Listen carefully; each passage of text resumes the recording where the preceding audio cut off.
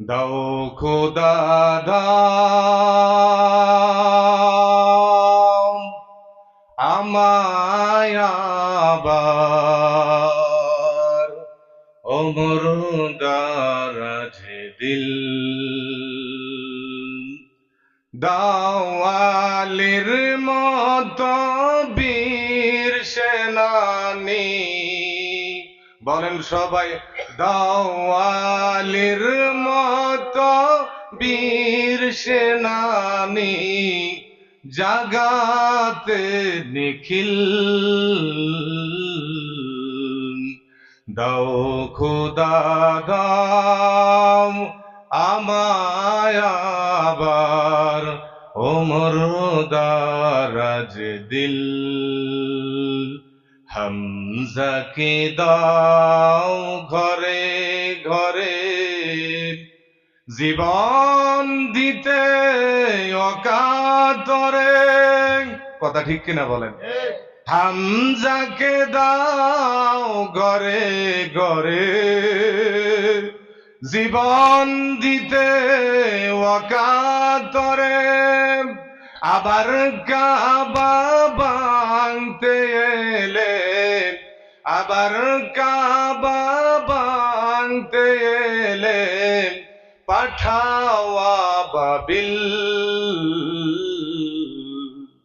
দাও খোদা দাও আমায় আবার ওমর দারাজ দিল দাও খোদা দাও আমায় আবার ওমর দারাজ দিল নবীজির জন্ম কোথায় মক্কা হাশেমি বংশ মুখস্থ রাখিয়েন হাশেমি বংশ কুরাইশ বংশ শ্রেষ্ঠ বংশের ভিতরে আমার আপনার নবী বাবা আদম আলাইহিস সালাম থেকে শুরু করে তামাম পৃথিবীতে যত মুফাসসিরিন ইকরাম আছেন সব মুফাসসিরিন একমত আদম আলাইহিস সালাম থেকে শুরু করে জনাবে সকলে বলেন মুহাম্মাদুর সাল্লাল্লাহু যত নবী এই পৃথিবীতে আসছেন সমস্ত নবীরা কার কথা বলছেন আল্লাহর কথা বলছেন সমস্ত নবীরা কার দাওয়াত দিয়েছেন এই আল্লাহর দাওয়াত পাবলিসিটি অ্যাডভার্টাইজ করার কারণে নবীদের কষ্ট কম হয়েছে না বেশি হয়েছে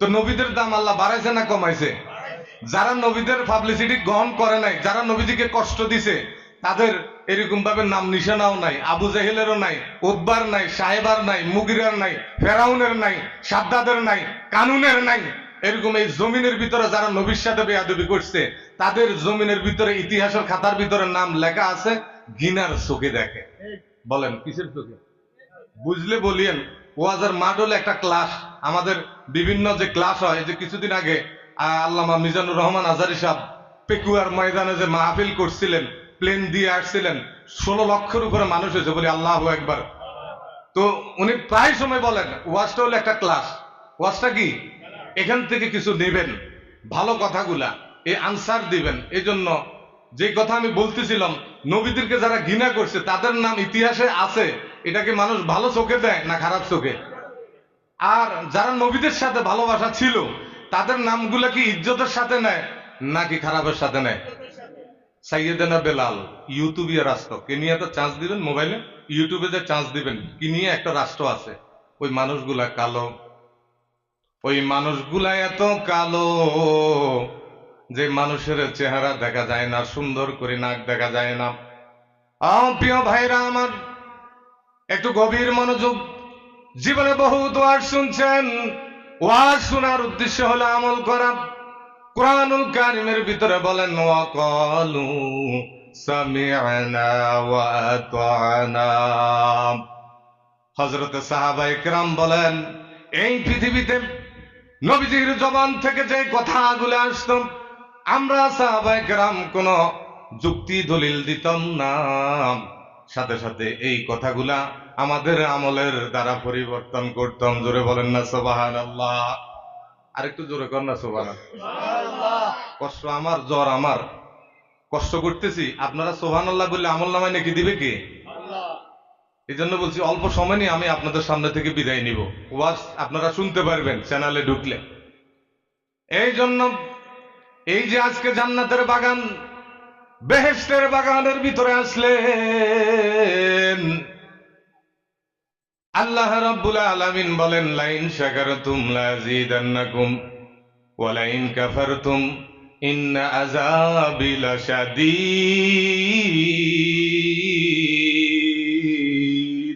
আল্লাহু আকবার। এই কোরআন শরীফের মাহফিল, এই মসজিদের ভিতরে কোরআনের তেলাওয়াত করা হইল মুসলমান। আবার ওই তেলাওয়াতটা মাদ্রাসার ভিতরে বাচ্চা যখন পড়তে থাকবে, সবাই জবান খুলে পড়েন, আউযু বিল্লাহি মিনাশ শাইতানির রাজিম, বিসমিল্লাহির রাহমানির রহিম, আলহামদুলিল্লাহি রাব্বিল আলামিন, আর রহমানির রহিম। সবাই জবান খুলবেন, মালিকি ইয়াউমিদ্দিন, ইয়্যাকা না'বুদু ওয়া ইয়্যাকা নাস্তাঈন, ইহদিনাস সিরাতাল মুস্তাকিম, সিরাতাল লাযীনা আন'আমতা আলাইহিম গায়রিল মাগদুবি আলাইহিম ওয়ালাদ-দাল্লিন। আল্লাহু আকবার। আর জোরে কোন আল্লাহু আকবার। মাশাআল্লাহ। এভাবে লাড়াচাড়া দিয়েন। আল্লাহু আকবার যে বলছেন, এখানে আল্লাহর নাম। কার নাম বলেন? চাই আল্লাহ কি গাজমুয়া লাকসামের থেকে ছোট না বড়? কুমিল্লা জেলা থেকে বড় না ছোট? ঢাকা থেকে বড় না ছোট? ইন্ডিয়া থেকে বড় না ছোট? আমেরিকা থেকে ছোট না বড়? 228টা রাষ্ট্র আছে এই পৃথিবীর ভিতরে, 5টা উপমহাদেশ আছে মুসলমান। ইউটিউবের ভিতরে চান্স দিলে গবেষণা করে পাবেন 227টা রাষ্ট্রের ভিতরে যতগুলা মানুষ আল্লাহ বানাইছেন, সমস্ত মানুষগুলারে কে বানাইছেন? এই জন্য আমার আল্লাহর একটা নাম আছে, আল্লাহ হলো খালেক। আল্লাহর নাম কি? খালেক মানে সৃষ্টিকর্তা। বলেন খালেক মানে কি? যদি আমরা কোরআনুল কারিমের দিকে তাকাই, যদি আমরা কোরআনকে প্রশ্ন করি, হে কোরআন, আপনি যে মানুষ বানাইছেন তার কোনো প্রমাণ আছে নাকি? সূরা আর রহমানের ভিতরে যদি আপনি তেলাওয়াত করেন, সেখানে আল্লাহকে পেয়ে যাবেন। সকলে জবান খুলে পড়েন, বিসমিল্লাহির আর রহমান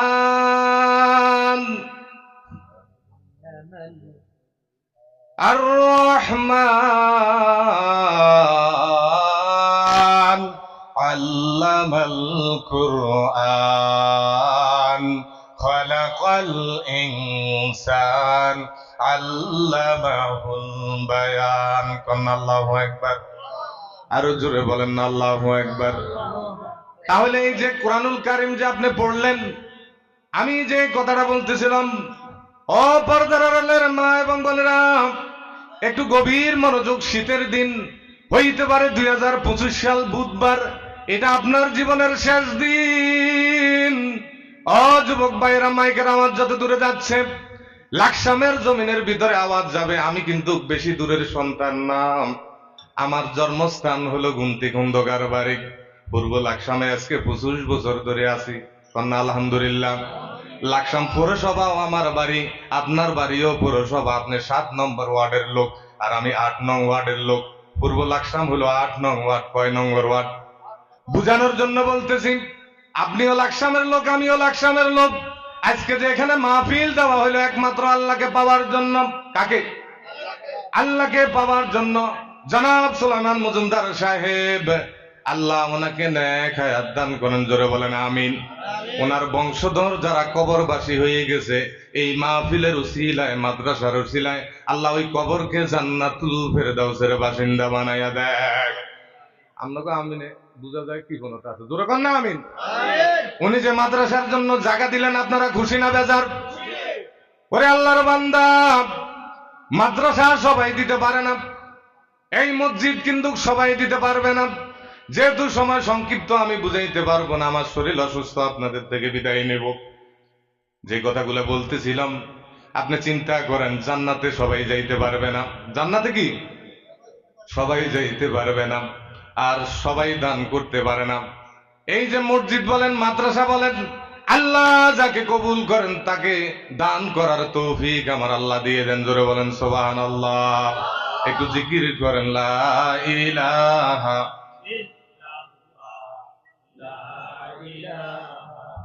ইল্লাল্লাহ, লা ইলাহা,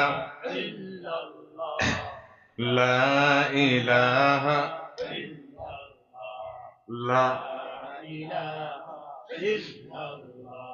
লা ইলাহা।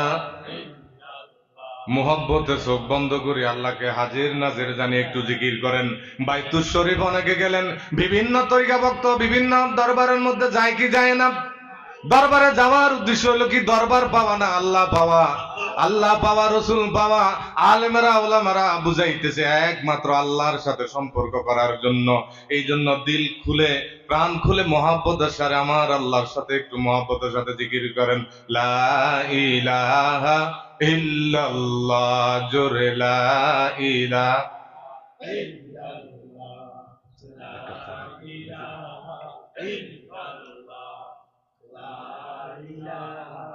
ইল্লাল্লাহ, লা ইল্লাল্লাহ, লা ইলাহা, লা ইলাহা,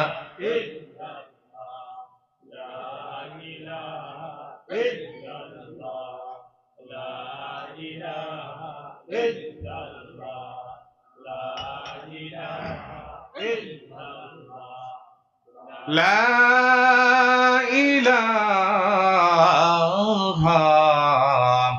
ইল্লাল্লাহু মুহাম্মাদুর রাসূলুল্লাহ সাল্লাল্লাহু আলাইহি ওয়াসাল্লাম। বলেন, এই সময় যে জিকির করলেন, খুশি কে হয়েছে বলেন? আরো জোরে বলেন। শয়তান কি খুশি হয়েছে না নারাজ হয়েছে? আপনারা যে জিকির করলেন, আমল নামায় নাকি কে দিছেন? আপনাদের আমল নামায় দিছে না? যারা মাঠের বাইরে আছে, দোকানে আছে, প্যান্ডেলে আসে নাই, তাদের আমল নামায় নাকি দিল, নাকি আপনাদের আমল নামায় আল্লাহ নাকি দিছে? আপনাদের আমল নামায় নাকি দিল। এই জন্য আমি যে কথাগুলো বলতেছি, প্রিয় ভাইরা আমার, লাকসামের গাজমুয়ার মানুষ, পর্দার আড়ালের মা এবং বোনেরা, আপনারা ইউটিউব চ্যানেলের ভিতরে দেখেন বিভিন্ন রকমের, অনেকে ছবি দেখে, অনেকে নাচ দেখে, অনেকে টিকটক দেখে, আছে কিনা নাই? আবার অনেকে ওয়াজ শুনে, আছে কিনা নাই? তাহলে যে মহিলা ওয়াজ শুনতেছে তার সন্তানকে মাদ্রাসা পড়াইতেছে, আর যে মহিলা গান শুনতেছে তার বাচ্চাকে দিন শিক্ষা দিতেছে না, দুজনের কি সমান অধিকার আছে নাকি? দুজনের আমল নামা কি সমপরিমাণ সওয়াব হবে? দুজন কি এক সমান নাকি বলেন? তাহলে চিন্তা করেন, দানের কথা যে আমি বলতেছিলাম, প্রিয় ভাইরা আমার, মসজিদ মাদ্রাসা, এই যে মসজিদের ভিতরে যারা ইমামতি করেন, শুধু আমাদের এই গাজীমুয়া মসজিদ না, বাংলাদেশের ভিতরে সোশ্যাল মিডিয়ার ভিতরে আলোচনা চলে যাবে। তাহলে যে কথাগুলো বলতেছি হিসাব করে বলতেছি, মুসলমান, এই পৃথিবীর ভিতরে মসজিদ আছে কিনা নাই জোরে বলেন? মসজিদের ভিতরে ইমাম সাহেব ইমামতি করে। ইমাম সাহেব বলেন, ইমাম সাহেব কি স্কুলের ভিতরে, কলেজের ভিতরে, ভার্সিটির ভিতরে পড়ে ইমামতি করে না মাদ্রাসায়? জোরে বলবেন। মাদ্রাসা পড়ে না স্কুলে পড়ে? আরে মুসলমান, স্কুলে যতই আপনি আইয়ে পড়েন, বিয়ে পড়েন, ডক্টরেট দেওয়ার পরে যদি বলে আপনি মসজিদে ঢুকার সময় দোয়া পড়েন, আল্লাহুম্মা আফতাহ লি আবওয়াব রাহমাতিক, এই দোয়াটা পর্যন্ত জানে না। কিন্তু বলেন, এই বাংলার জমিনের ভিতরে যারা মাদ্রাসা কষ্ট করে করে করে করে করে করে সন্তান আলেম হইল, হাফেজ হইল, ওই সোনার সন্তান গুলাম, ওই সোনার মা, মায়ের পেটের ভিতরে সুন্দর করে, মা যত সুন্দর করে আমল করে, সন্তান গুলা ওইরকম জমিনের ভিতরে আমল করে। জোরে বলেন না সুবহানাল্লাহ। হযরত বরফির আব্দুল কাদের জিলানী রহমতুল্লাহ আলাইহির নাম শুনছেন কিনা? ঘটনার প্রসঙ্গে আপনাদেরকে নিয়ে আসলাম, মা এবং বোনেরা আপনারাও শোনেন। যেহেতু আজকে আলোচনা হইতেছে, মা যদি ভালো হয় মেয়ে ভালো হবে, বাপ যদি ভালো হয় সন্তান ভালো হবে। কথা ঠিক কিনা বে ঠিক? গরু যদি ভালো হয় গরু থেকে দুধ আসবে, বাবা যদি ভালো হয় সন্তান ভালো হবে। মুসলমান মা যদি ভালো হয় মা থেকে বাইজিদ বুস্তামি রহমতুল্লাহ আলাইহির মতন ওলি হবে। বাইজিদ বুস্তামি রহমতুল্লাহ আলাই চট্টগ্রামের ভিতরে ওনার রওজা মোবারক আছে কিনা নাই? তাম পৃথিবীতে ওনার সুনাম সুনাম যখন ছড়িয়ে ছিটে গেল, মা বলতেছে বাইজিদ তোমার এটা কোনো কেরামতি না, এই কেরামতি আমি মায়ের। তখন সন্তান অহংকার এসে গেল, সন্তান বলতেছে মা এটা কি বলতেছেন? এই পৃথিবীতে সব জায়গার ভিতরে আমার একটা সুনাম, উচ্চ স্বরে মানুষ আমার কাছে আসে দোয়ার জন্য। মা বলতেছে এটা তোর কেরামতি না, কন্যা আল্লাহু আকবার। মা বলতেছে বাবা এটা তোর নাম। সন্তান বলতেছে ভালো সন্তান যারা হবে এই পৃথিবীর ভিতরে মা বাবার সাথে কখনো বেয়াদবি করবে না। কথা ঠিক না বে ঠিক? আর যারা মা বাবার সাথে বেয়াদবি করবে তারা মসজিদে যদি হয়, মাদ্রাসাও যদি পড়ে, খানা কাবার যদি গিলাফ ধরে টানে, আমার আল্লাহ বলে তার কোন ইবাদত আমি আল্লাহ কবুল করব না। নাউযুবিল্লাহ। ওয়াসাইনাল ইনসানা বিওয়ালিদাইনি ইহসানা। এই পৃথিবীতে আমি রবের ইবাদত করার পরে আমি আল্লাহ তোমাদেরকে আদেশ দিলাম, ডিক্লার দিলাম, এই পৃথিবীতে মা এবং বাবার তোমরা দাসত্ব করো, মা বাবার গোলামি করে। কন্যা আল্লাহু আকবার। মা বাবাকে যদি কষ্ট দাও কখনো আল্লাহ পাবে না। প্রিয় ভাইরা আমার, এই জন্য মা বাপ যারা আছেন একটু গভীর মনোযোগ দিয়ে শুনেন। তাহলে বরফির আব্দুল কাদের জিলানী বাইজিদ বুস্তামি রহমতুল্লাহ আলাইহির কথা আমি বলতেছিলাম। কি বলতেছে? মা এটা তোমার কেরামতি না, এটা তোমার কি কেরামতি? কার বলেন? আল্লাহর। মা বলতেছে আমার। মা বলতেছে কি? তাহলে যার যার একটা কাজের যোগ্যতা অনুযায়ী সে বলে। এখন আমার যদি যোগ্যতা না থাকে, ইউটিউবে ওয়াজ না থাকে, আমি যতই বলি আপনাদের কোনো লাভ হইব? যখন সকালবেলা ইউটিউবে চার্জ দিয়ে দেখবেন হুজুরের আলোচনা আছে, তখন বলবেন যে হুজুর ঠিক আছে। হুজুর কি আছে? এই জন্য কথার সাথে কাজের সাথে মিল রাখতে হবে। মা বলতেছে বাবা এটা তোমার কোনো কেরামতি নাই। বলে কেমনে?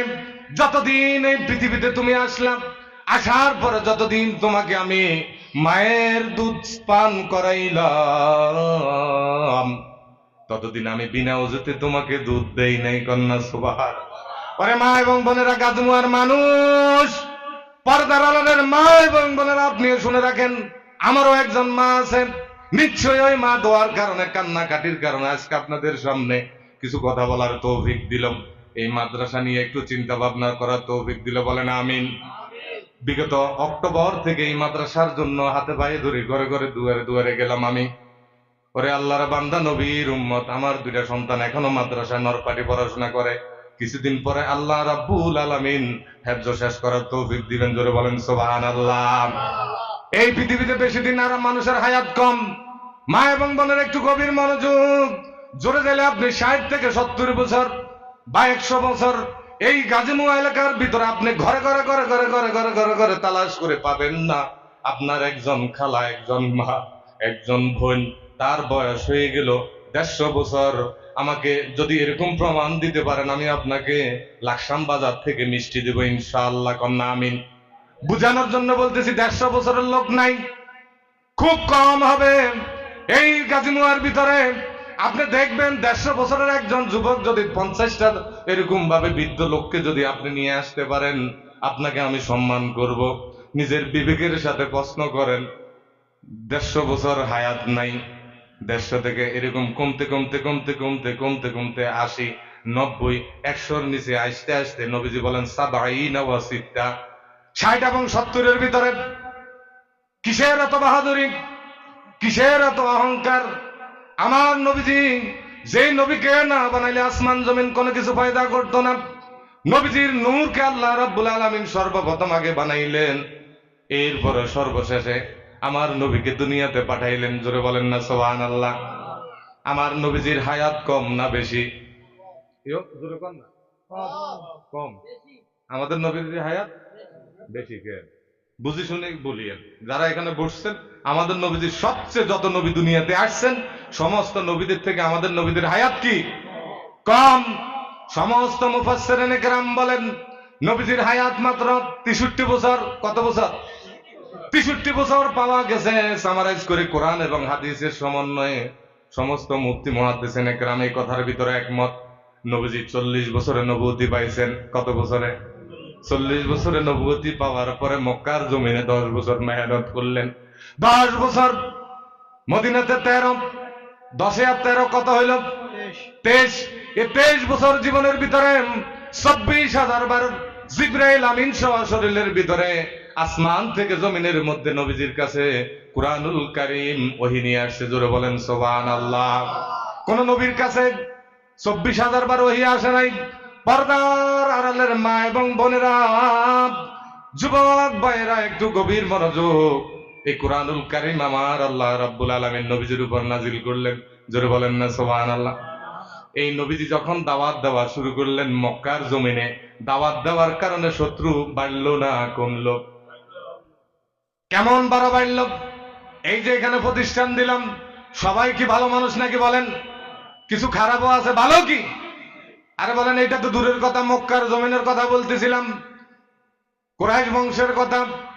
যেই কুরাইশকে বলা হয়েছে আল্লাহ রাব্বুল আলামিন বলেন হাশিমি বংশ, শ্রেষ্ঠ বংশ কুরাইশ বংশ। ওই কুরাইশ বংশের ভিতরে মুহাম্মাদুর রাসূলুল্লাহ সাল্লাল্লাহু আলাইহি সাল্লামকে আল্লাহ তাআলা সুবে সাদেকের সময় পাঠাইছে। জোরে বলেন সুবহানাল্লাহ। ওই নবীজি যখন দাওয়াত দেওয়া শুরু করলেন, নবীজি যখন একা একা হেরাম শরীফে নামাজ পড়তেন, কেউ তাকে বাধা দিত না। খুব গভীর মনোযোগ দিয়া শুনেন, একা একা জিকির করার কারণে নবীজিকে কেউ বাধা দিত না। নবীজিকে যখন আয়াত নাজিল করে দিলেন, ইয়া আইয়ুহাল মুদ্দাসসির কুম ফাআনজির ওয়া রাব্বাকা ফাকাব্বির, কন্না আল্লাহু আকবার। খারাপ লাগে নাকি? না, খারাপ লাগে না। অসুস্থ শরীর, আপনাদের থেকে বিদায় নিব, দেরি করব না। তাহলে আল্লাহ রাব্বুল আলামিন বলেন, ইয়া আইয়ুহাল মুদ্দাসসির কুম ফাআনজির ওয়া রাব্বাকা ফাকাব্বির। হে নবীজি, এই আসমান যিনি বানাইলেন, জমিন যিনি সৃষ্টি করলেন, তার রবের দাওয়াত আপনি মক্কার জমিনের ভিতরে, আপনি আপন লোক যারা আছে, আপনার চাচা আছে আবু জাহেল, উতবা সাহেবা আছে, এইভাবে আবু তালেবও আল্লাহর রাসূলের চাচা ছিল। হাদিসের মধ্যে মিলাইয়া দেখবেন আবু জেহেলও চাচা ছিল। হেদায়েতের মালিককে। আপন লোকগুলা শত্রুতামি শুরু করে দিলাম। কুরাইশ বংশের ভিতরে শ্রেষ্ঠ বংশ আবু তালেব ছিল কুরাইশদের সর্দার। কুরাইশদের কি সর্দার? অন্য সময় জানিয়ে নেবেন। তাহলে চিন্তা করেন, সর্দার যেহেতু আছে, যেখানে সর্দার থাকে, নেতা থাকে, ওই এলাকার ভিতরে মারামারি হয় না। আগে সর্দারকে জানায়। জোরে বলেন সুবহানাল্লাহ। এই সর্দারদের কথা কোরআনের ভিতরেও আছে, আমিরের কথাও আছে, বলেন না সুবহানাল্লাহ। আর আব্দুল্লাহর বেটা মুহাম্মদ, আমাদের নবীজি তো হলো এতিম, কন্যা সুবহানাল্লাহ। এই যে এখানে লেখা আছে বাইতুস শরফ এতিমখানা। হাই হাই রে, এতিমখানা কারে কয় জানেননি? মাদ্রাসার ওয়াজ আপনাদের সামনে অল্প একটু করে আপনাদের সামনে বলতেছি। এই যে এতিম কাকে বলে আপনারা জানি নিবেন। এই বাংলাদেশের জমিনের ভিতরে আলিয়া মাদ্রাসা বলেন, যতগুলা সরকারি মাদ্রাসা আছে, প্রতিষ্ঠান আছে, এগুলা থেকে সরকারি একটা রুলস আছে, তাদেরকে প্রত্যেক মাসে শিক্ষকতা করুক বা না করুক, তাদের একটা বেতন আছে কিনা? নাই। আরে মুসলমান, তাদের জন্য বেতন আছে। বলেন, কোন বাংলাদেশের জমিনের ভিতরে কোন একটা নুরানি মাদ্রাসা, কোন একটা কওমি মাদ্রাসা, কোন একটা এতিমখানা মাদ্রাসার একটা পার্লামেন্টের ভিতরে এই পর্যন্ত দেশ স্বাধীন হওয়ার পর থেকে 56 বছর বাড়িয়ে গেল, বলেন একটা এতিমখানা মাদ্রাসার শিক্ষকের বেতন কোন রাষ্ট্রীয়ভাবে কেউ দেয়নি? জোরে বলিয়েন। কোন ইমাম সাহেবের বেতন মসজিদে দেয়নি। আপনাকে মসজিদে আসেনি? লাকসামে মসজিদে আসেনি? বাংলাদেশে যতগুলা মসজিদ আছে, মসজিদের বেতন সমাজ থেকে নেওয়া হয়। মাদ্রাসার বেতনগুলা, অধিকাংশ বেতনগুলা ছাত্রদেরকে পড়ানো হয় মুসলমান। তাহলে চিন্তা করেন, নবীর ঘর। আমি যে কথা বলতেছিলাম, এই মসজিদে যারা ইমামতি করে, বলেন ইমামতির ফ্যাক্টরি হলো মাদ্রাসা। ইমামতির ফ্যাক্টরি কি? মাদ্রাসা যদি ঠিক থাকে, আলেম হবে, মুফতি হবে, মুহাদ্দিস হবে, শাইখুল হাদিস হবে, বড় বড় জামানের ভিতরে সবচেয়ে বড় মুহাদ্দিসিন হবে। এই বাংলাদেশের জমিনের ভিতরে যতগুলো আলেম দেখবেন, মুফতি আরিফ বিন হাবিব বলেন, আল্লামা মামুনুল হক সাহেব বলেন, মিজানুর রহমান আজারি সাহেব বলেন, আব্দুল্লাহ আলামী সাহেব বলেন, হাফিজুর রহমান সিদ্দিকী বলেন, বাংলাদেশের ভিতরে যত কলিজার টুকরা মুফতি মুহাদ্দিস আছে, বলেন বুকের ভিতরে হাত দিয়া আপনি যেই দলিল করেন আপনার ব্যক্তিগত ব্যাপার, দল আপনি করেন, কিন্তু বলেন এরা কি মাদ্রাসায় পড়াশোনা করে আলেম হয়েছে, মুফতি হয়েছে, নাকি স্কুলে পড়ে কলেজে পড়ে মুফতি হয়েছে? বলেন। তাইলে মাদ্রাসা আমাদের বাংলাদেশের জমিনে থাকা দরকার আছে কিনা নাই? নারে তাকবীর, নারে রিসালাত। আয় আল্লাহ মাদ্রাসাগুলোকে কবুল করে নেন, বলেন আমিন। কারা কারা মাদ্রাসার পক্ষে একটু হাত তোলেন। আয় আল্লাহ আমরা যারা হাত তুললাম আমাদের হাতগুলোকে আল্লাহ আপনি কবুল করে নেন। আয় আল্লাহ আপনি দেখতেছেন, আপনি আমাদেরকে মাফ করে দেন। মাদ্রাসার উদ্দেশ্যে আজকে মাহফিল, আল্লাহ আপনি মাফ করে দেন। আমাদের মা বাবার গুনাহগুলিকে আল্লাহ আপনি মাফ করিয়ে দেন। জোরে বলেন আমিন। হাত নামান। এই যে মাদ্রাসা আসলেন, এটা হলো নবীর ঘর। কার ঘর? নবীর ঘর। এই জন্য বলেন, নবীজি বলেন, ক্বালান নবী সাল্লাল্লাহু আলাইহি ওয়াসাল্লাম বাল্লিগু আন্নী ওয়ালাউ আয়া। আমার পক্ষ থেকে যদি একটা আয়াত যেন অপরকে পৌঁছাই দিও মুসলমান আমার, তাহলে বলেন এই বাংলাদেশের জমিনের ভিতরে যে মাদ্রাসাগুলো আছে এই মাদ্রাসার সাথে সম্পর্ক রাখা আমাদের দরকার আছে কিনা নাই? যদি আপনার সন্তান আলেম বানান, লাভ কি আপনার হবে না আরেকজনের হবে? হ্যাঁ, আমাদের হবে। একটা সন্তান যদি এর গাজমুয়ার মানুষ, আমি প্রায় ময়দানের ভিতরে কথা বলি, আপনি একজন মসজিদের ইমাম সাহেব নিয়ে যাবেন, কোনো আফসোস নেই। এখনো মসজিদের ভিতরে আল্লাহ খেদমত করাইলাম। অনেক মা বাপ আছে বছরে একবারও কবরের পাশে যায় না, একটু হুজুর নিয়ে যায় না, 200 টাকার চিন্তা করে। আছে কিনা নাই? 100 টাকার চিন্তা করে। ইমাম সাহেবরে যদি একদিন ঘরে দাওয়াত দেয়, চিন্তা করে খানার। এরকম লোক আছে কিনা নাই? আবার এমন লোক আছে যারা চিন্তা করে না, চিন্তা ছাড়া পকেটের ভিতরে হাত দেয়, আলেমদের হাতের ভিতরে দিয়া দেয়। জোরে বলেন সুবহানাল্লাহ। আমার নবীজি বলেন, ইন্নাল উলামা ওয়ারাসাতুল আম্বিয়া কাম্বিয়া ইবনে ইসরাইল। নবীজি বলেন, একজন আলেমকে যদি কেউ মুসাফা করলো, আলেমের সামনে যদি যায় কেউ বসে, তার সগীরা গুনাহকে আমার আল্লাহ রাব্বুল আলামিন মাফ করিয়া দেন। জোরে কর না। এরে ভাইরাম, আলেমের চেহারার দিকে যদি তাকায় সগীরা গুনাহ মাফ। আলেমের সাথে যদি কেউ মুসাফা করে, নবীজি বলে আমি নবীর সাথে সে মুসাফা করলো। আর কেউ যদি আলেমের মজলিসের মধ্যে বসে যায়, সে যেন আমি নবীজির মজলিসের মধ্যে বসে গেল। সুবহান। ইন্নাল উলামা ওয়ারাসাতুল আম্বিয়া, এটার ব্যাখ্যা জানেননি? যদি এটার ব্যাখ্যা করতে যাই, ঘন্টার পরে ঘন্টা, ঘন্টার পরে ঘন্টা চলে যাবে। আলেমরা এই পৃথিবীতে কত দামি সম্পদ। ইহুদি মুশরিক যারা আছে, নাসারা আছে, এই জমিনের ভিতরে তাদের একটা মিশন হলো এই জমিনের ভিতরে আলেমদেরকে ধ্বংস করে দেওয়া, কোরআনকে ধ্বংস করে দেওয়া, মসজিদকে ধ্বংস করে দেওয়া, মাদ্রাসাকে ধ্বংস করে দেওয়া। এটা যদি তারা ধ্বংস করতে পারেন, তাহলে মুসলমানকে ধ্বংস করা যাবে। কাফেরদের সবচাইতে বড় ষড়যন্ত্র হলো বাংলার জমিনে আলেমদের পিছনে লাগাই দেওয়া। নাউজুবিল্লাহ। কিন্তু এই জমানার ভিতরে নবীজি বলেন, ইন্নাল উলামা ওয়ারাসাতুল আম্বিয়া। আমার সাথে বলেন, ইন্নাল উলামা ওয়ারাসাতুল আম্বিয়া। নবীজি বলেন, আমি মরে যাওয়ার পরে, আমি দুনিয়া থেকে চলে যাওয়ার পরে, আমার একমাত্র আমরা নবীরা কখনো সম্পদ বানায় যায় নাই। এই জমিনের ভিতরে পাওয়া যায়। বিগত 5 বছর আগের দিকে যদি আপনি তাকান, 10 বছর আগের দিকে যদি তাকান, 5ই আগস্টের ভিতরে প্রমাণ হয়ে গেল এই জমিনের ভিতরে যারা অত্যাচার করলো, আল্লাহর সাথে নাফরমানি করলো, আলেমদেরকে বিনা কারণে বিনা দোষে যাদেরকে জেলখানা নিয়ে গেল, যাকে তাফসীর জগতের ভিতরে নাম্বার 1 বলে, হায় হায় রে কলিজার টুকরা সাহেব, 53টা বছর পর্যন্ত মাঠে ময়দানে ঘরে দুয়ারে দুয়ারে তাফসীর, যাকে সর্বপ্রথম তিনি নাম দিলেন মরহুম আল্লামা দেলোয়ার হোসেন সাহেব। কথা ঠিক নেবে ঠিক? যার মাধ্যমে বাংলার জমিনে তাফসীর করা শুরু করলো। সৌদি আরবের ভিতরে আব্দুল্লাহ সুদাইজি সাহেব একটা চিঠির ভিতরে লিখলেন ওনার মৃত্যুর পরে, হায় হায় রে বাংলাদেশের সরকার এত জালেম, যেই সৌদি সরকার হেরাম শরীফের ভিতরে সবাই ঢুকতে পারে না। আজকে দেখেন ওই হেরাম শরীফের ভিতরে আল্লামা মরহুম দেলোয়ার হোসেন সাইদি সাহেব ঢুকার জন্য কোনো পারমিশন লাগে না। করোনা সুবহানাল্লাহ। কোনো পারমিশন লাগে না, উনি নিজে ঢুকতেন, ওপেন ভাবে বাইরে যেতেন।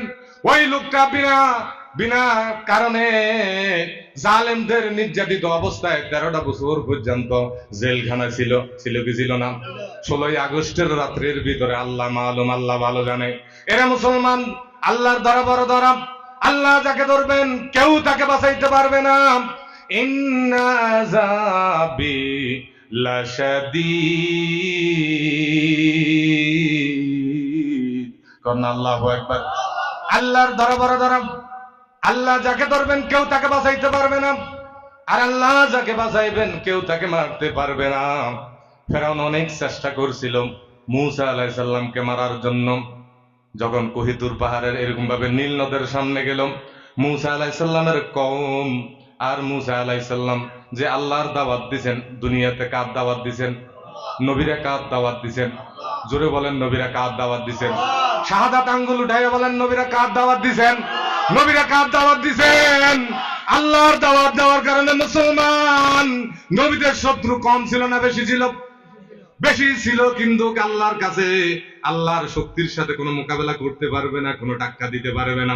মুসা আলাইহিস সালামের কম বলতেছে, ও পয়গম্বর মুসা আলাইহিস সালাম, আমরা তো ধরা খেয়ে গেলাম। সামনে হলো নীল নদ, পিছনে হলো ফেরাউনের লস্কর। মুসা আলাইহিস সালাম বললেন, কাল্লা, কখনো না, দিনের দায়ীর সাথে আমার আল্লাহ আছেন। জোরে বলেন সুবহানাল্লাহ। আল্লাহ রাব্বুল আলামিন বলেন, ইয়া আইয়ুহাল্লাযীনা আমানু ইন তানসুরুল্লাহা ওয়া ইয়ানসুরকুম ওয়া ইউসাব্বিত আকদামাকুম। কোন আল্লাহু আকবার। হেফজ কোরআন শরীফের ভিতরে আছে, ইয়া আইয়ুহাল্লাযীনা আমানু ইন তানসুরুল্লাহা, ও দুনিয়ার মানুষ, তুমি যদি আমি আল্লাহর দ্বীনের সাহায্য করো, আমি আল্লাহর সাহায্য করো। ইন তানসুরুল্লাহা, যদি তুমি আগে আমার দ্বীনের সাহায্য করো। কথা বুঝেন, তাফসীরের ভিতরে আছেন, যদি আগে আল্লাহ, আমরা যদি আগে আল্লাহর দ্বীনের সাহায্য করি। কার? আল্লাহর দ্বীনের সাহায্য করি। এই বাংলাদেশের ভিতরে মুসলমানের সংখ্যা কম না বেশি?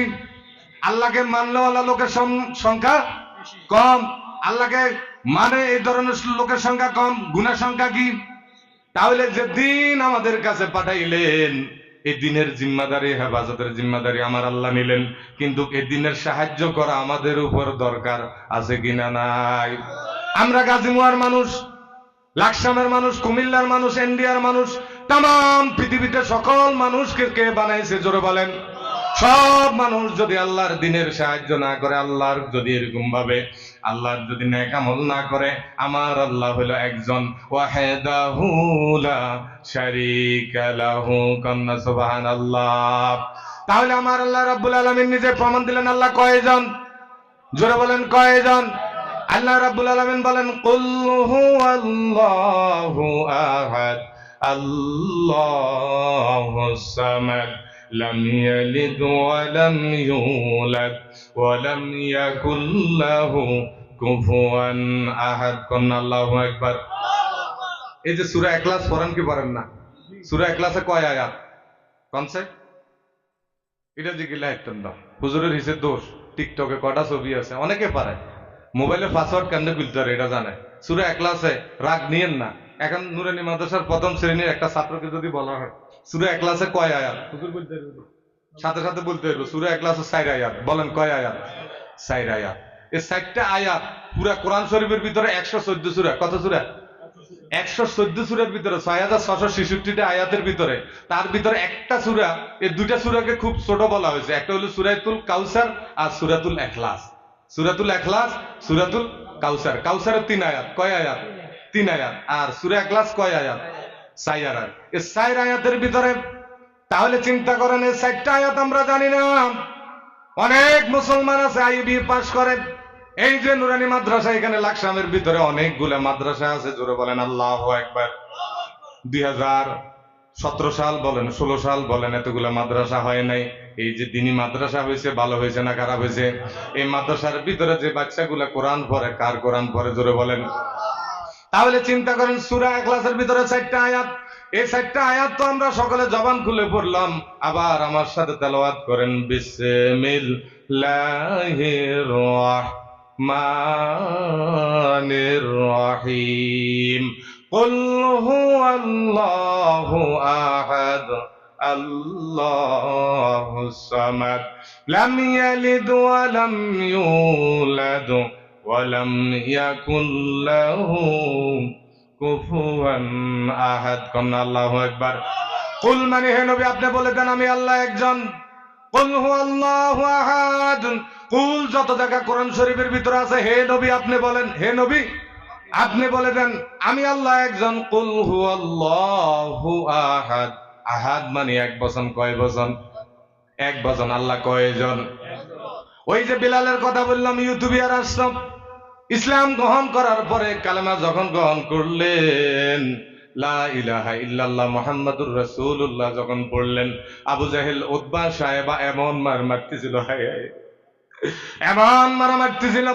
আবু জাহেল একবার মারে, উতবা একবার মারে, সাহেবা একবার মারে, মুগিরা মারে, কিতাবের ভিতরে আসছে যতবার মারে ততবার বলে তুমি মুহাম্মদের কালামা ছেড়ে দাও, মুহাম্মদকে নবী বলে ডাকিও না, আল্লাহকে আল্লাহ বলে ডাকিও না। যদি এইটা তুমি ছেড়ে দাও, আমরা বলতেছি আরবের ভিতরে তোমাকে বাদশাহী দিব, আরবের ভিতরে শ্রেষ্ঠ মেয়েকে তোমার কাছে বিয়ে দেব, আরবের ভিতরে তোমাকে সবচেয়ে বড় ধনী করে দিব, তোমাকে আমরা আজাদ করিয়ে দিব, তুমি এগুলা ছেড়ে দাও। কিন্তু বেলাল রাদিয়াল্লাহু তাআলা আনহু, কোরআন এবং হাদিসের ভিতরে প্রমাণ পাওয়া যায়, সামারাইজ করে ওই বেলাল শুধু জবানের ভিতরে বলছে আহাদ আহাদ আহাদ আহাদ আহাদ আহাদ আহাদ। আহাদ মানে যে কোনো লোকের নাম না, হইতে পারে আহাদ নাম আছে, কিন্তু আহাদ নাম হলো আমার আল্লাহর নাম। সুবহানাল্লাহ। আল্লাহ কয়জন জোরে বলেন? আল্লাহ বলেন কুল হুয়াল্লাহু আহাদ। ওই বেলাল যত আহাদ বলেন, আর বেলাল বলতেছিল কাফের তোমরা তো আমাকে মারতেছো না, তোমাদেরকে দিয়ে আমার ইমান পরীক্ষা করতেছে আমার আল্লাহ রাব্বুল আলামিন। আমি বেলালের ইমান দেখতেছে, আমি বেলাল কি পরিমাণ নবীকে ভালোবাসি, আল্লাহকে ভালোবাসি, এই জন্য আমি বেলালের পরীক্ষা আল্লাহ নিতেছে। সুবহানাল্লাহ। মুসিবত আলাল ইমান, যার যত ইমান যত বেশি পরীক্ষা হবে তার মুসিবত আলাল ইমান, ইমান তত বেশি তার পরীক্ষা হবে। কন্যা সুবহানাল্লাহ। তাহলে ওই বেলালের কষ্টের কারণে এই পৃথিবীর ভিতরে সর্বপ্রথম মসজিদ নববীর ভিতরে আজান কে দিছে জোরে বলেন? বেলাল রাদিয়াল্লাহু তাআলা আনহু। ইসলামের জন্য যারা কষ্ট করবে, ইমানের জন্য যারা কষ্ট করবে, কোরআনের জন্য যারা কষ্ট করবে, তাদের নামগুলা শোনা অক্ষরে হাদিসের মধ্যে লেখা আছে, কিয়ামত পর্যন্ত থাকবে। সুবহানাল্লাহ। কোন ইমাম সাহেব, কোন মুফতি মুহাদ্দিস সাহেব যদি বলে বেলালের নাম সাহাবীর কাতারে নাই, সে হুজুর আমরা কবির না, বেলালের নাম শুধু হাদিস থেকে বাদ দেয়। পৃথিবীতে যত মুফতি পীর সাহেব আছে আনো।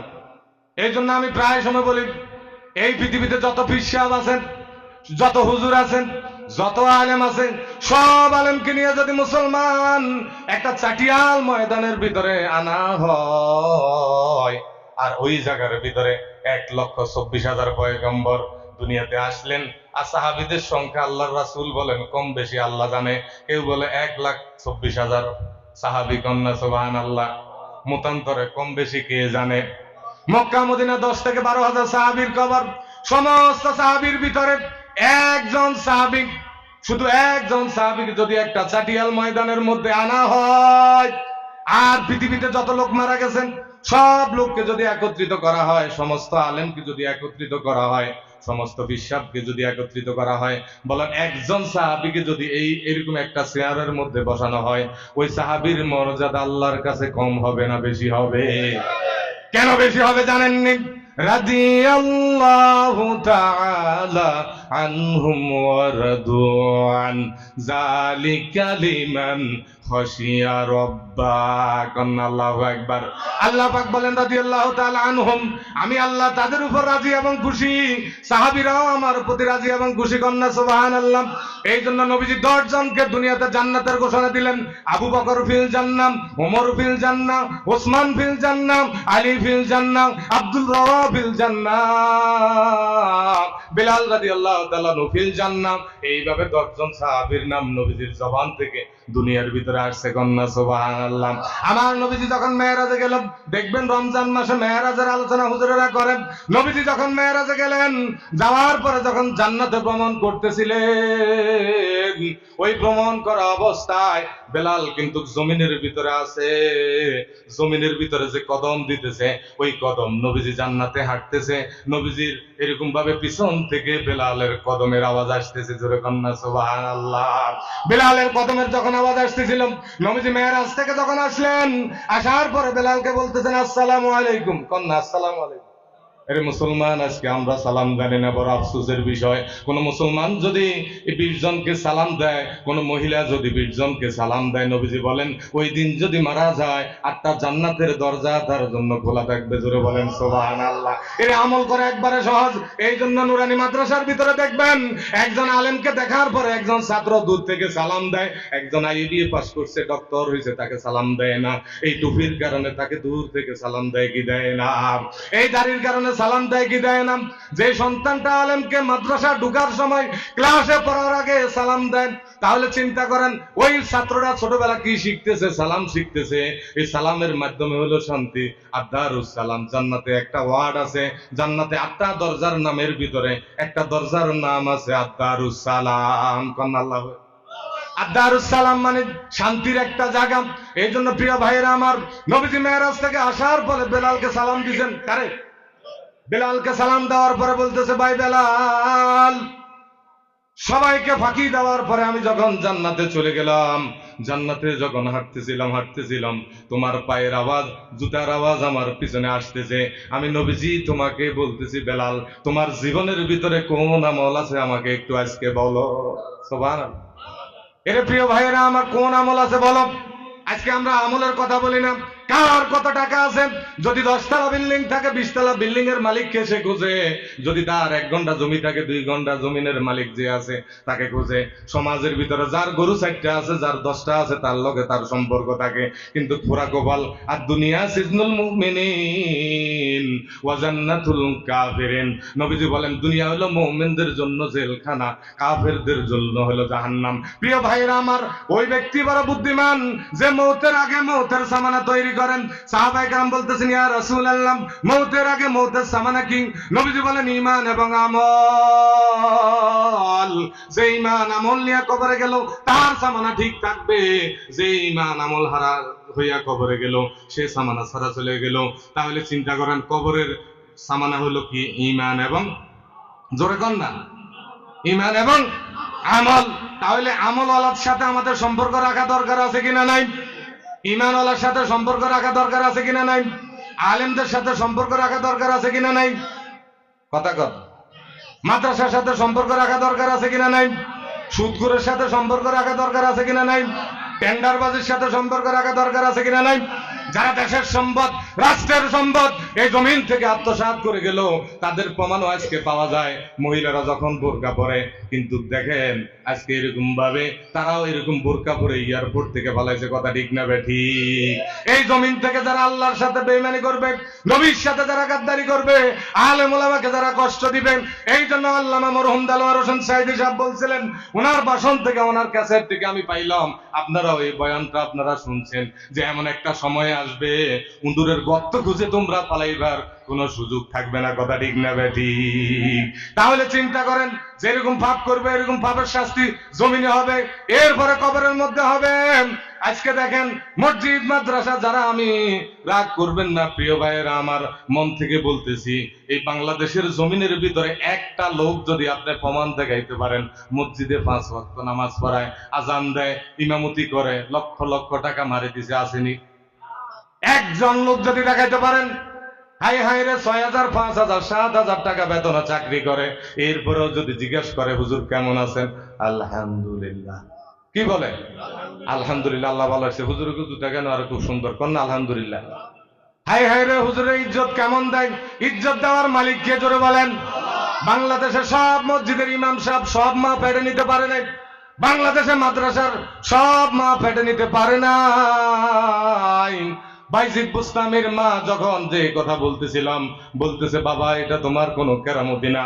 গাজী মুয়ার মা এবং বোনেরা একটু গভীর মনোযোগ। মা ভালো হলে মেয়ে ভালো হবে, বাপ যদি ভালো হয় সন্তান ভালো হবে। বাইজিদ বুস্তামির মা বলতেছে, এই পৃথিবীতে আসার পরে যতদিন তোমাকে আমি দুধ পান করাইছি, ওযু করে দুধ পান করাইছি, আর দুধ পান করার সময় সাথে সাথে বিসমিল্লাহির রহমানির রহিম বলছি, কন্যা সুবহানাল্লাহ। আউলিয়ারাম কার দুনিয়া ইখতিয়ার, জাহেলেরা কার দুনিয়া ইখতিয়ার, মাইলে মোমেন সোয়ে মোমেন মিশাওয়াত, মাইলে কাফের সোয়ে কাফের মিশাওয়াত। এক জামানা সোহবতে বা আউলিয়া, বেহতর আজ সলে তোয়াত বেরিয়া। কন্যা আলহামদুলিল্লাহ। আল্লাহ আল্লাহকে চিনেন, আলেম আলেমকে চিনেন, সোরে সোরে চিনে। সোরে কি করে? তাহাজ্জুদ পড়ার জন্য ফির সাহেব সুন্দর করে ওযু করতেছে, রাত্রে 3:30 বাজে। উঠি কারে আমার আগে তো আর কেউ উঠে নাই, আমি সুন্দর করে ওযু করতেছি পুকুরের পশ্চিম পাশে, আর পূর্ব পাশে আরেক ছোরা উঠছে চুরি করার জন্য। আরেক ছোরা উঠছে কি চুরি করার জন্য। তো উনি বলতেছে, হায় রে, আমি মনে করছি এলাকাতে আমি একজন চোর, এখন তো দেখতেছি আমার আগে আরেকজন মুখ দিতেছে, আরেকজন কি করতেছে। দুজন মানুষ, একজনে চুরির চিন্তা করেন, তাহাজ্জুদ পড়নেওয়ালা তাহাজ্জুদের চিন্তা করেন। এই পৃথিবীতে মানুষ দুই দল, যে যেমন নিয়তের উপর মারা যাবে। ইন্নামাল আমালু বিল নিয়াত, সমস্ত আমল নিয়তের উপর নির্ভরযোগ্য। কন্যা সুবহানাল্লাহ। এই মাদ্রাসার কথা বলতেছিলাম, এই হাদিসগুলা মাদ্রাসার ভিতরে পড়া হয়, জোরে বলেন না সুবহানাল্লাহ। সর্বপ্রথম হাদিস হলো হাদিস শরীফ, আখলিস দীনাকা ইয়াকফিকাল আমালুল কলিল। হাদিস শরীফের অর্থ হলো তোমার ইমানকে খাঁটি করো, অল্প আমলেই নাজাতের জন্য যথেষ্ট। কন্যা সুবহানাল্লাহ। অল্প আমলে নাজাতের জন্য কি যথেষ্ট? বলেন হাদিস শরীফ, আমার সাথে বলেন হাদিস শরীফ। আখলিস দীনাকা ইয়াকফিকাল আমালুল কলিল, তোমার ইমানকে খাঁটি করো, অল্প আমলে নাজাতের জন্য যথেষ্ট হইবে।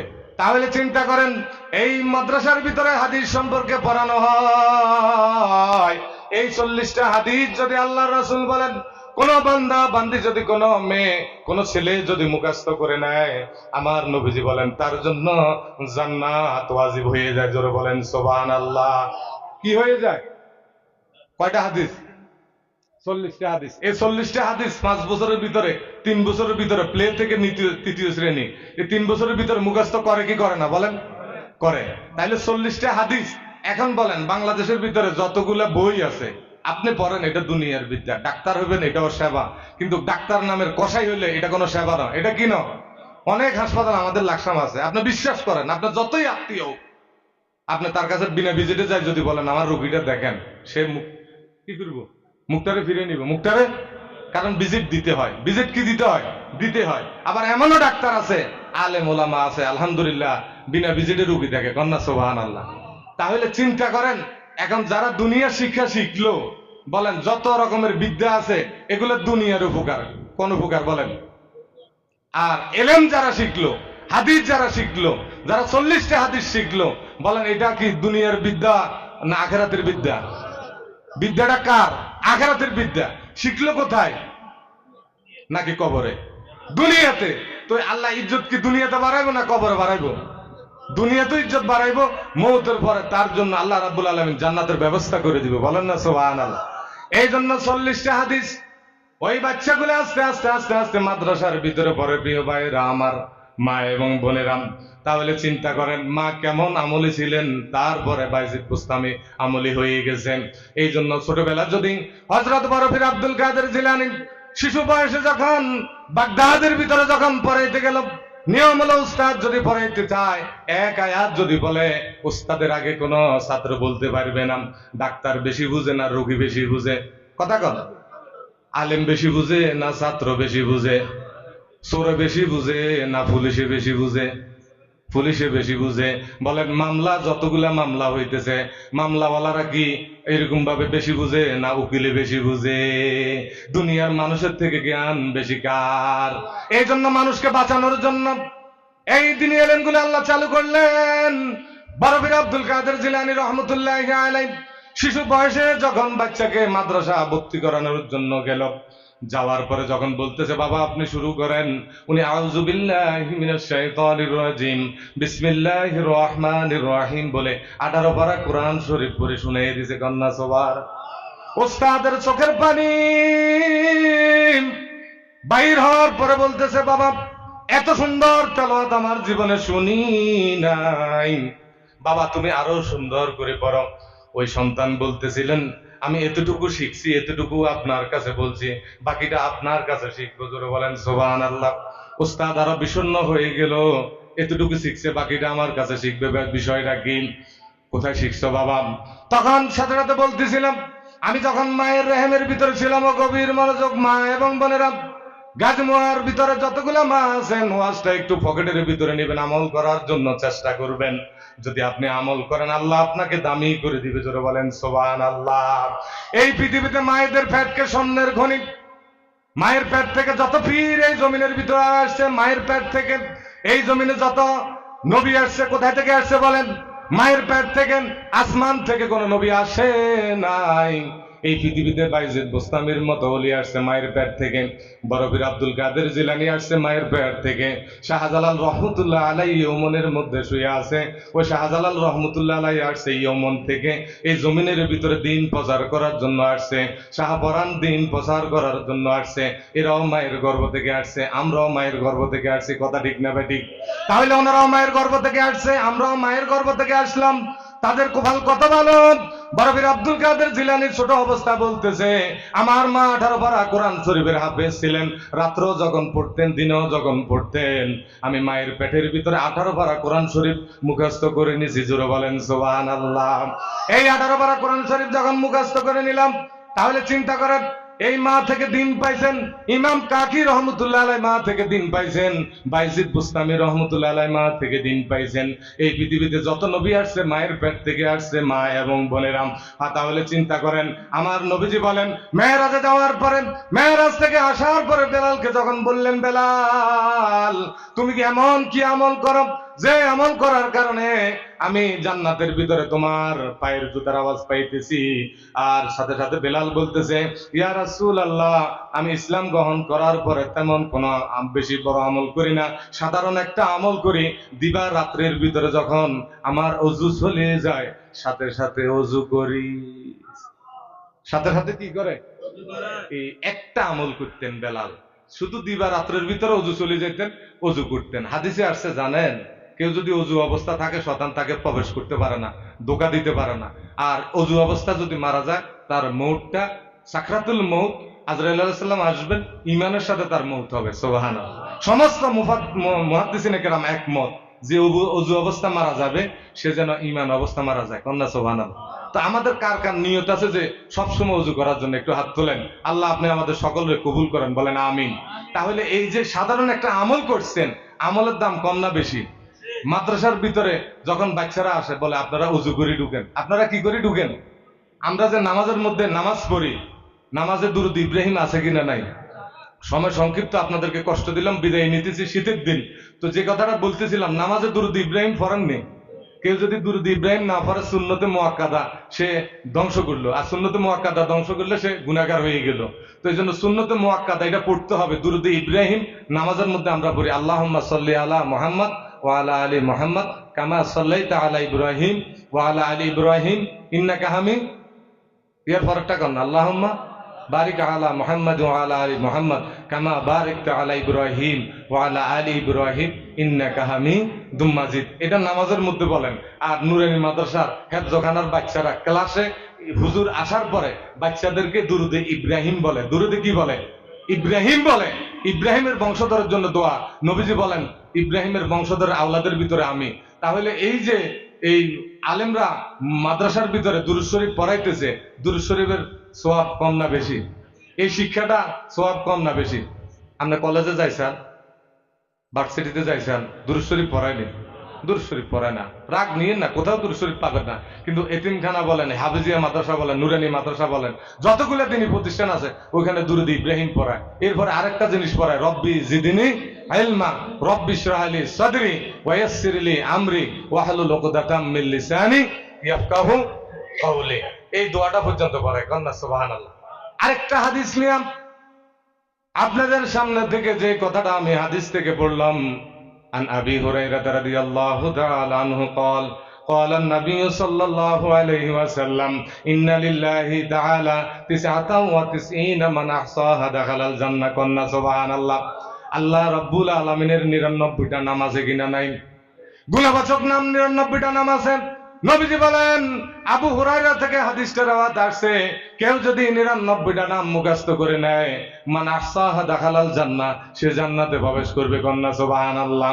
এই 99টা নাম প্রথম থেকে শুরু করে মাদ্রাসার ভিতরে 3য় শ্রেণী পর্যন্ত, 3য় শ্রেণী শেষ হওয়ার পরে এই নামটা মাদ্রাসার মধ্যে পড়ানো হয়। কন্যা সুবহানাল্লাহ। এই নামটা শোনার দরকার আছে কিনা নাই? আল্লাহ যত বড়, আল্লাহর নাম তত বড়। হুয়াল্লাহুল্লাযী লা ইলাহা ইল্লা হু আলিমুল গায়বি ওয়াশ শাহাদাতি হুয়ার রাহমানুর রহিম। হুয়াল্লাহুল্লাযী লা ইলাহা ইল্লা হু আল মালিকুল কুদ্দুসুস সালামুল মুমিনুল মুহাইমিনুল আজিজুল জাব্বারুল মুতাকাব্বির সুবহানাল্লাহি আম্মা ইউশরিকুন।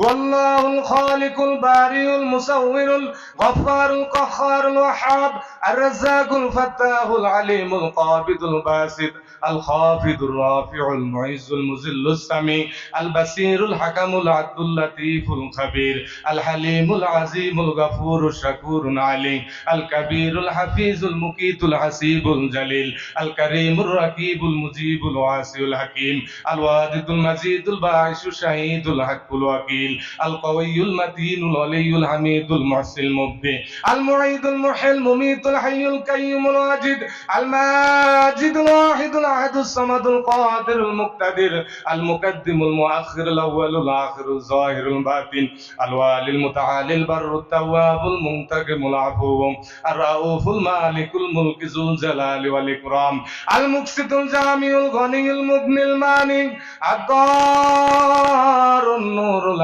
আদিল বাদি আল বাকিল ওয়ারিসুর রাশীদুস সাবুর। আল্লাহু আকবার। আল বাকিল ওয়ারিসুর রাশীদুস সাবুর, শেষ নামটা হলো সবর। আল্লাহর হলো ধৈর্য বেশি। আল্লাহ কি বেশি? এই ৯৯টা নামের শেষ নাম হলো সবর। কেউ যদি এই ৯৯টা নাম মুখস্থ করে, নবীজি বলেন মান আহসাহা দাখালাল জান্নাহ, সে জান্নাতে চলে যাবে। সুবহানাল্লাহ। তাহলে আমি আপনাদেরকে বলি, ৩টা বছর যদি মাদ্রাসায় বাচ্চাগুলো পড়ে, আপনার একটা মেয়ে, আপনার একটা ছেলে, আপনার একটা নাতি, এই ৯৯টা নাম কার? আপনারা জোরে বলবেন, কার নাম? এই আল্লাহর নাম। এই ৯৯টা নাম যদি ওই মেয়েটা ছোটবেলা শিখে, তার দাম্পত্য জীবন, তার পরবর্তী জীবনটা সুন্দর যাবে না অসুন্দর যাবে? তার বংশধর, তার গর্ভে ভালো ভালো সন্তান আসবে। কন্যা সুবহানাল্লাহ। এই বাচ্চাটা যদি ৩ বছরে মাদ্রাসার ভিতরে আল্লাহর ৯৯টা নাম শিখে, এরপরে সে ডাক্তার হোক, আমাদের কোনো আপত্তি নেই। লাকসামে যতগুলো মাদ্রাসা আছে, এটা হলো প্রাইমারি শিক্ষা, প্লে থেকে ৩য় শ্রেণী। বলেন, প্লে থেকে ৩য় শ্রেণী, প্রথম, দ্বিতীয়, তৃতীয়। এরপরে আমাদের আর এখানে সুযোগ নাই, আছে শুধু হেফজখানা, এতিমখানা। কোন হেফজখানা, এতিমখানা, এই 2টা আছে। এই 3টার পরে আপনি এবারে কওমিতে পড়ান, ডাক্তারি পড়ান, ইঞ্জিনিয়ারে পড়ান, কামেল মাদ্রাসা পড়ান, আপনার জীবন সিদ্ধান্ত আপনার। কন্যা সুবহানাল্লাহ। কিন্তু এই যে 3টা বছর এখানে পড়াইলেন, ৯৯টা নাম যদি কেউ মুখস্থ করে, আল্লাহর এই নামটা যদি মুখস্থ করে, এটা ইসমে আজম। এই দোয়া করব, সাথে সাথে আমার নবী বলে দোয়া করতে দেরি, ওই বান্দার দোয়াকে আমি আল্লাহ আসমানে কবুল করতে দেরি নাই। কন্যা সুবহানাল্লাহ। তাহলে আমাদের এই মাদ্রাসার সাথে বাচ্চাদেরকে যদি 3টা বছর পড়ান, লাভ হইব না লস হইব? আচ্ছা বলেন, আপনি লাকসাম বাজার পাইলট স্কুলের ছাত্র, কুমিল্লা ভিক্টোরিয়ার ছাত্র, কলেজ ফয়জুন্নেসার ছাত্র, আপনি নিয়ে আসেন, বিএ পাস করছে, যদি বলেন ৯৯টা নাম বলেন, পারবনিও? আর যদি আপনাকে এখানে একটা মাদ্রাসা আছে, ওইখান দিয়ে নুরানি আছে, ৩য় ক্লাসের ছাত্ররা যদি এখান দিয়ে আনি দেয় সভাপতির সামনে সুন্দর করে, বাচ্চা আমি যেরকম বলছি, ওই বাচ্চাটাও ৯৯টা নাম মুখস্থ করে ফেলছে। কন্যা সুবহানাল্লাহ। তাহলে এই শিক্ষাটা আমাদের দরকার আছে কিনা নাই? এই শিক্ষা প্রতিষ্ঠানের সাথে আমাদের সম্পর্ক রাখা দরকার আছে কিনা নাই? আর নবীজি মক্কা, বারে আমি বলতেছি, বলি শেষ করে আপনাদের থেকে বিদায় নিতেছি। নবীজির জন্মস্থান হলো মক্কা। বলেন, শুয়ে আছে কোথায়? রঙে গেছে? এত সোজা মনে করেন, রঙে যায় নাই। বহু কষ্টের পরে, কষ্ট করে করে করে করে ঘুরে ঘুরে মক্কার জমিনে হাতে পায়ে ধরি, শুধু বলছে আল্লাহরে মানো, আমি নবীকে তোমরা মানো, গাছের পূজা ছাড়ো, মাছের পূজা ছাড়ো, শিরক বিদআত ছাড়ো, আমাকে মানো। অপরাধ এটা? অপরাধ কি? এইটাই, অন্য কোনো অপরাধ নাই। আজকে নবীজি সোনার মদিনাতে, যেখানে মদিনাতে শুয়ে আছেন, ওই জায়গাটাকে বলা হয় মদিনা, সোনার মদিনা। কি মদিনা বলা হয়? সোনার মদিনা বলা হয়। ওইখানের মধ্যে শুয়ে আছেন, রিয়াজুল জান্নাহ বলা হয়। আজকে যে নবীজি যেখানে শুয়ে আছেন, মক্কার মানুষগুলা আফসোস করে, আমরা নবীকে কদর করতে পারি না। বলেন, আমরা নবীকে কি কদর করতে পারি না? কিন্তু কুরাইশ বংশে কিন্তু আল্লাহ নবীজিকে পাঠাইছে।